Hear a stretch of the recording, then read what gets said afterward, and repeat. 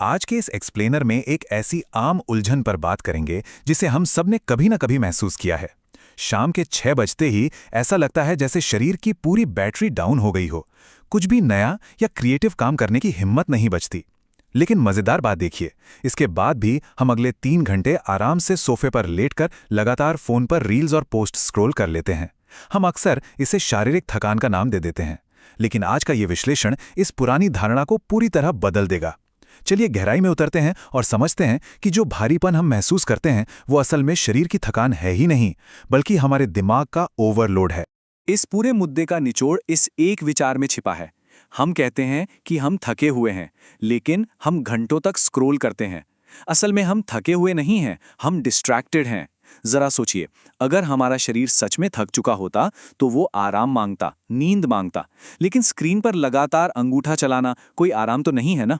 ये एक पक्का सबूत है कि हमारी ऊर्जा खत्म नहीं हुई है, बल्कि उस ऊर्जा को इस डिजिटल दुनिया ने पूरी तरह से हाईजैक कर लिया है। अब ध्यान दीजिए, इस दिमागी भारीपन को विज्ञान की भाषा में डायरेक्टेड अटेंशन फटीग या DAF कहा जाता है। घबराइए नहीं, ये कोई बीमारी नहीं है, ये बस एक टेम्परेरी कंडीशन है। हमारा दिमाग किसी एक काम पर फोकस करने के लिए लगातार आसपास के डिस्ट्रैक्शन या रुकावटों को ब्लॉक करता रहता है। जब दिमाग का ये रुकावटों को रोकने वाला हिस्सा यानी हमारा इन्हिबिटरी सिस्टम ओवरटाइम काम कर लेता है तो वो बुरी तरह थक जाता है। इसी वजह से हमें वो धुंधलापन महसूस होता है। ये हमारी शारीरिक नहीं बल्कि एक गहरी दिमागी थकावट है। तो चलिए सबसे पहले इस पर आते हैं। सेक्शन 1, थकान का भ्रम। डेटा बताता है कि 2 घंटे और 23 मिनट, जी हाँ, यह वो औसत समय है जो हम रोजाना सोशल मीडिया पर स्क्रॉल करने में बिताते हैं। हम अक्सर इसे अपना मी टाइम या आराम का समय मान लेते हैं, लेकिन असलियत कुछ और ही है। हर एक स्वाइप, हर एक पोस्ट, हर एक नई तस्वीर के साथ हमारा दिमाग छोटे छोटे फैसले ले रहा होता है, जिसे माइक्रो वर्क कहते हैं। ये आराम बिल्कुल नहीं है दोस्तों, ये लगातार होने वाला मेंटल वर्क है जो हमें अंदर ही अंदर पूरी तरह निचोड़ रहा है। आगे बढ़ते हैं सेक्शन 2 की तरफ, डोपामिन रिवॉर्ड लूप। क्या आपने कभी सोचा है कि फोन को साइड में रखना इतना मुश्किल क्यों लगता है? शोधकर्ताओं के अनुसार हमारे दिमाग में 2 अलग अलग सिस्टम काम करते हैं। पहला है डोपामाइन से चलने वाला चाहने वाला सिस्टम, जो हमें नई नई चीजें खोजने के लिए प्रेरित करता है, और दूसरा है पसंद करने वाला सिस्टम, जो हमें संतुष्टि देता और कहता है बस अब बहुत हो गया। दिक्कत यहां है कि हमारा चाहने वाला सिस्टम बहुत ज्यादा पावरफुल है। ये हमें लगातार नई चीजें खोजने पर मजबूर तो करता है, लेकिन वो गहरी संतुष्टि कभी नहीं मिल पाती जो हमें रुकने का संकेत दे। और ये पूरा खेल एक 4 स्टेप के लूप में चलता है। पहला, एक पैवलोवियन संकेत, जैसे फोन की कोई पिंग या नोटिफिकेशन। दूसरा, उत्सुकता या प्रत्याशा कि अरे क्या आया होगा। तीसरा, अंगूठे से स्वाइप करने का मूवमेंट। और चौथा, संतुष्टि की कमी। सोशल मीडिया के एल्गोरिदम इसी अनिश्चितता का पूरा फायदा उठाते हैं। वे हमें कभी कुछ मजेदार दिखाते हैं तो कभी कुछ बोरिंग। ये सस्पेंस हमारी प्राकृतिक जिज्ञासा को पकड़ लेता है और हम अनजाने में ही इस लूप में फंस जाते हैं। अब आते हैं सेक्शन 3 पर, अटेंशन रेसिड्यू और ब्रेन रॉट। कमाल की बात देखिए, 2024 में ऑक्सफोर्ड का वर्ड ऑफ द ईयर क्या था? Brain rot. मतलब हमारी संस्कृति ने भी मान लिया है कि ये डिजिटल ओवरलोड हमारे साथ क्या कर रहा है। जब हम लगातार बिना मतलब का ऑनलाइन कंटेंट देखते रहते हैं तो हमारे सोचने समझने की क्षमता में जो तेजी से गिरावट आती है, उसे ही ब्रेन रॉट कहा जाता है।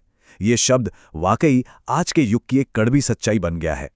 इसे और बेहतर तरीके से समझने के लिए अटेंशन रेजिड्यू के कॉन्सेप्ट को देखते हैं। जब हम कोई ज़रूरी काम छोड़कर बीच में ही फ़ोन का नोटिफिकेशन चेक करने लगते हैं तो हमारा दिमाग पूरी तरह से उस पिछले काम को छोड़ नहीं पाता। पुराने काम का कुछ हिस्सा हमारे दिमाग के बैकग्राउंड में कहीं अटका रहता है। इसीलिए मल्टीटास्किंग सिर्फ एक भ्रम है। यह हमारे फोकस को बुरी तरह नष्ट कर देती है और हमारी बची खुची मानसिक ऊर्जा को भी सोख लेती है। सेक्शन 4, स्क्रॉलिंग का मनोविज्ञान। चलिए देखते हैं कि हम किस किस तरह से स्क्रॉल करते हैं। आमतौर पर हम 2 तरह से स्क्रॉलिंग करते हैं, और सच कहूं तो दोनों ही खतरनाक हैं। पहली है डूम स्क्रॉलिंग।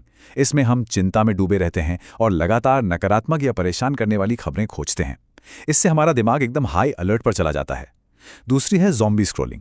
इसमें हम बस बिना किसी उद्देश्य के एकदम सुन्न होकर स्क्रीन को ऊपर सरकाते रहते हैं, जैसे असल दुनिया से हमारा कोई नाता ही ना हो।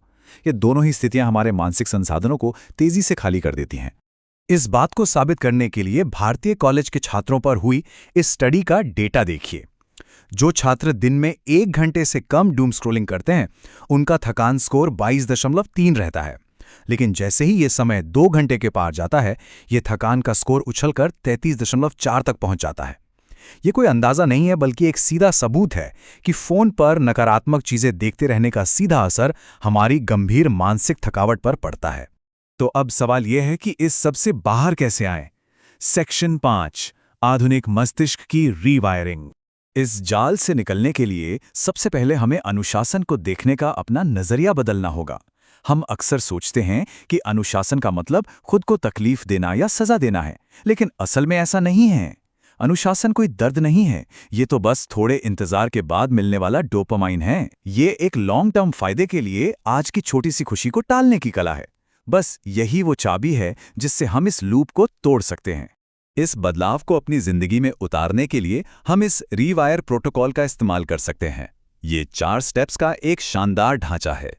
शुरुआत होती है मॉर्निंग रीसेट से, यानी सुबह उठने के बाद पहले 30 मिनट फोन को बिल्कुल हाथ नहीं लगाना।